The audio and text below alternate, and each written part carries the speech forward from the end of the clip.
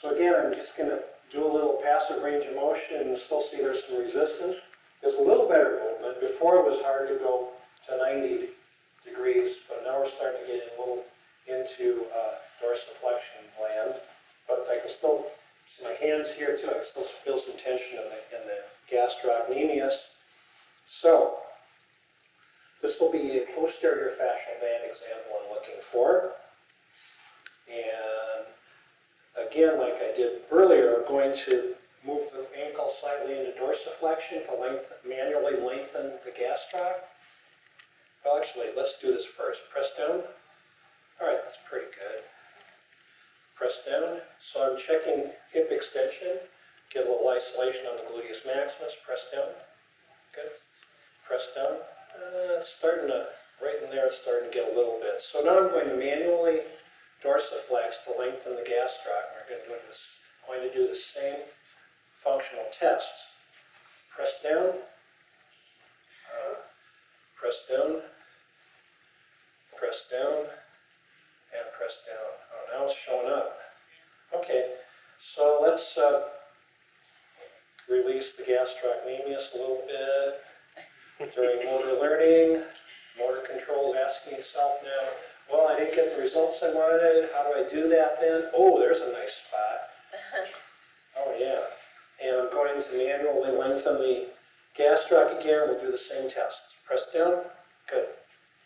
Press down. Good. Press down. And press down. Good. So, during motor learning, we help motor control realize that it can allow the calf to be the gastroc to be a little longer while still being able to isolate and engage the hip extensors.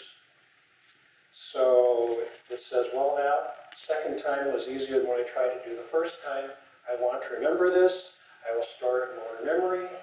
And then we have hopefully improved how he remembers to activate his hip extensors. Press down. Good. And press down. Good. That's getting there. Good. Okay. So that was a good example of the posterior fascial band. Now, the posterior fascial band, if you plantar flex enough, you see how this is pointing backwards. Posterior fascial band starts at the toe pads. Right? So it includes important muscles like flexor digitorum brevis, plantar fasciitis, a lot of times flexor digitorum brevis. You get some of the hallux muscles involved, but they all go back to the calcaneus where they attach, but the tissue weaves around the calcaneus and becomes the Achilles, right? And then that continues up the leg, up the lower leg, and then the gastroc starts to attach, the other lower leg muscles attach back here.